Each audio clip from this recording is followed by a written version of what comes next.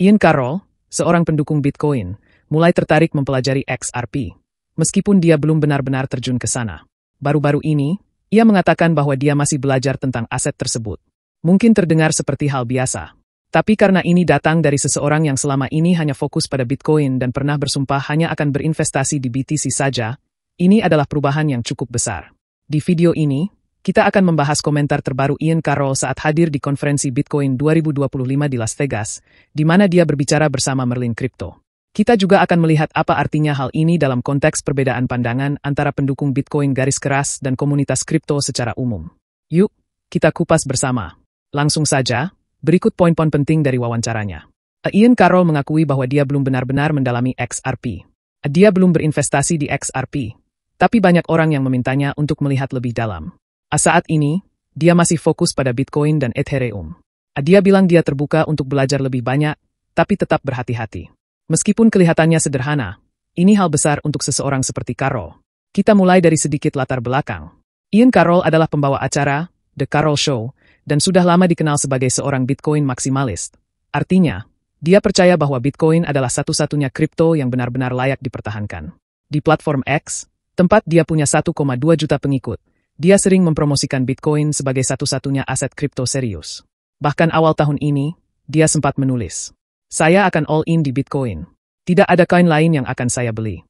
Jadi, ketika seseorang dengan sikap seperti itu mulai membicarakan XRP, meskipun masih ragu-ragu, ini menunjukkan bahwa narasi mulai berubah. Atau setidaknya, jarak antara komunitas Bitcoin dan komunitas altcoin seperti XRP mulai menyempit. Dalam wawancaranya di konferensi itu, Carroll mengakui bahwa dia belum melakukan riset mendalam tentang XRP. Artinya, dia belum mempelajari tokenomics XRP, kegunaannya, atau bagaimana posisi XRP dalam ekosistem kripto secara keseluruhan. Dia juga mengatakan dia tidak berinvestasi di XRP, karena dia belum cukup paham. Dan itu wajar. Bahkan sebenarnya, itu adalah pendekatan yang sehat dalam investasi. Tapi ada satu hal menarik yang Carroll sampaikan. Dia bilang bahwa tujuannya dalam kripto bukan hanya untuk cari untung. Dia sangat berhati-hati dalam memilih di mana ia akan menghabiskan waktu dan energi, terutama saat mempelajari proyek kripto baru. Pendekatan yang hati-hati ini mungkin menjadi alasan kenapa dia bertahan dengan Bitcoin begitu lama. Meski begitu, wawancara ini jelas menunjukkan bahwa dia mulai menjelajahi wilayah lain, termasuk Ethereum, dan sekarang, XRP.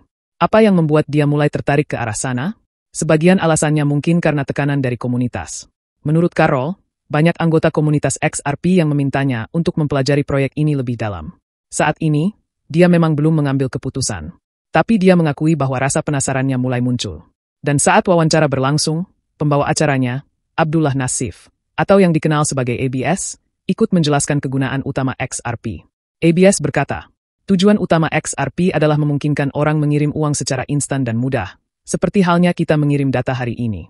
Dia bahkan membandingkan fungsi XRP dengan mengirim pesan teks, cepat, murah, dan tanpa batas negara.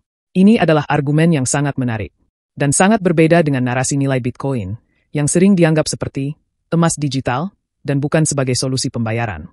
Yang membuat percakapan ini semakin menarik adalah karena menunjukkan bahwa Bitcoin dan XRP punya tujuan berbeda. Carroll percaya bahwa Bitcoin adalah revolusi keuangan yang tak bisa dihentikan. Tapi XRP tidak berusaha menggantikan Bitcoin. XRP berusaha menyelesaikan masalah lain, yaitu pembayaran internasional dan penyediaan likuiditas untuk bank dan lembaga keuangan. Dan disinilah biasanya terjadi benturan pemikiran. Pendukung Bitcoin seperti Carroll sering memandang curiga terhadap semua kripto yang muncul setelah Bitcoin. XRP, yang diluncurkan pada tahun 2012, sudah lama menjadi target favorit kritik mereka. Tapi fakta bahwa Carroll sekarang mulai terbuka untuk mempelajarinya menunjukkan bahwa ada perubahan pola pikir, meskipun kecil, tapi penting. Jadi, apa pelajaran yang bisa kita ambil? Pertama, ini mengingatkan kita bahwa bahkan pendukung Bitcoin terkenal pun mulai bertanya-tanya tentang proyek lain. Bukan berarti mereka akan meninggalkan BTC, tapi mereka tidak lagi menutup mata terhadap dunia kripto yang lebih luas. Kedua, ini menunjukkan pengaruh besar dari komunitas XRP. Mereka terus menjangkau dan menjelaskan kegunaan XRP dengan semangat tinggi, sampai-sampai orang seperti Carroll mulai memperhatikan.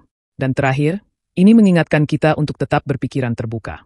Keputusan Carroll untuk tidak berinvestasi pada sesuatu yang belum ia pahami sepenuhnya adalah tindakan yang bijak, dan seharusnya jadi contoh bagi banyak orang di dunia kripto. Tapi kemauannya untuk belajar juga sama pentingnya. Ini menunjukkan bahwa kripto bukan soal memilih kubu, tapi soal mengeksplorasi ide-ide baru. Jadi, Apakah Ian Carroll suatu hari akan berinvestasi di XRP? Mungkin. Mungkin juga tidak. Tapi fakta bahwa dia sudah mulai membicarakannya adalah sebuah perubahan kecil yang berarti. Di dunia kripto yang sangat terpolarisasi, perubahan kecil dalam cara pandang bisa jadi awal dari perubahan besar dalam arah industri. Terima kasih sudah menonton. Kalau kamu merasa analisis ini bermanfaat, jangan lupa like, subscribe, dan tulis di komentar. Menurut kamu, apakah para pendukung Bitcoin lainnya akan mulai melirik XRP juga? Atau perbedaan antara komunitas BTC dan XRP akan tetap kuat seperti sekarang?